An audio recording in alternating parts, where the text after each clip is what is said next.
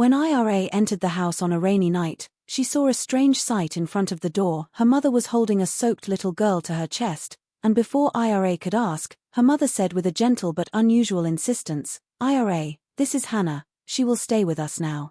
Ira remained silent for a few moments, not because a strange girl was in the house but because the smile Hannah gave her was as if she knew them already, an innocent face but a deep, incomprehensible secret hidden in the eyes.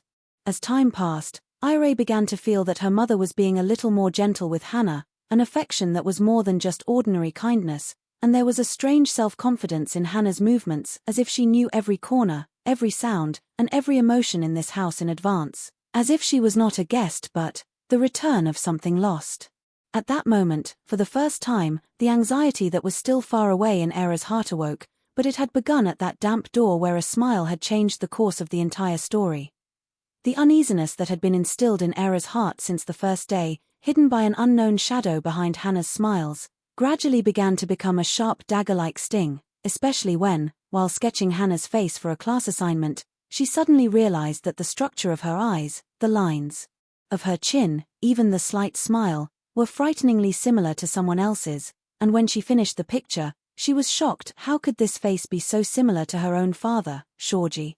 During this same struggle, she found a box of old documents and photographs while cleaning the room. Among them all, there was a blurry photo, in which Shorji stood with a young woman, and between the two was a little girl. And the girl was not a copy of Hannah, she seemed to be Hannah herself, as if time had thrown her back to the same place. Her heart rate became uncontrollable, so Ira went straight to her mother. Her voice was trembling. "Mom, you knew, didn't you?" But her mother averted her eyes. Her response was the silence that is more terrifying than a scream, and at that moment, Ira realized for the first time that not only a girl had entered the atmosphere of this house, but a secret had entered that would shake the foundations of the entire family. As the silence in the house deepened, the door suddenly opened and Shorji entered, drenched in the rain. Ira already had countless questions burning inside her, but before she could say anything, Hannah rushed towards her and one word tore apart all the curtains in the room. "Otasan, you're back?" Ira's feet almost touched the ground, her breath hitched, and the embarrassment on Shorji's face said everything he had been hiding until now. When everyone sat down, Shorji revealed his sin in a trembling voice. Hannah is indeed his daughter, the result of a mistake he had been trying to bury for years, and the recent death of Hannah's mother had forced him to come to where his real home was. Raina, Ira's mother, knew this truth from day one, and that's why she sheltered Hannah, perhaps in an attempt to save her family, or perhaps to heal a rift that no words could explain. Hearing this confession, Ira's insides shattered. She felt as if her entire life, her trust, her family, everything had been woven from threads of lies. She ran out of the house with staggering steps, only one cry echoing in her heart: "Who am I? Who is my family? Everything is broken."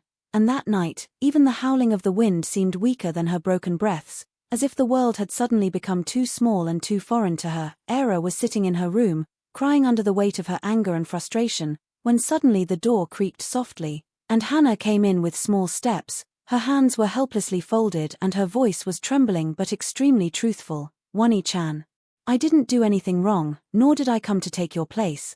These words struck Ira like an arrow in her chest, but for the first time she saw the fear in Hannah's face that only appears in the eyes of a child who is also broken. At that moment she realized that this secret had swallowed not only her, but Hannah as well, and that she too was a prisoner of the same truth that was tearing Ira's heart apart. This realization brought her new courage. She wiped her tears, stood up and walked quickly back to the place where her family was still drowning in the swamp of sins and silences. Her mother and father stood before her, their eyes a mixture of fear, regret, and defeat, and Ira raised her voice for the first time, with a strength born of pain.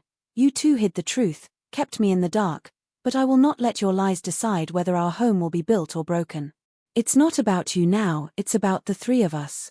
The words rang through the air like lightning, and the entire room was transformed into a moment where either the family would be reunited, or torn apart forever. The atmosphere of the house was silent for the first time in a long time, but the silence that comes after pain, the silence that forces hearts to think. Ira spent many nights piecing together her broken world, and at one point she realized that there was a tiny light in the midst of her wounds, Hannah, who was also burdened by the same truth.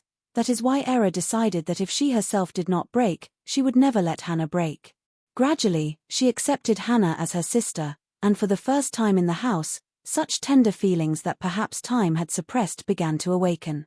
A faint light of hope began to emerge on Raina's face, while Shorji stood silent, regretful, and at a distance that Era had not yet decided to bridge. She was not ready to forgive him, but she was not ready to keep the hatred alive inside her either.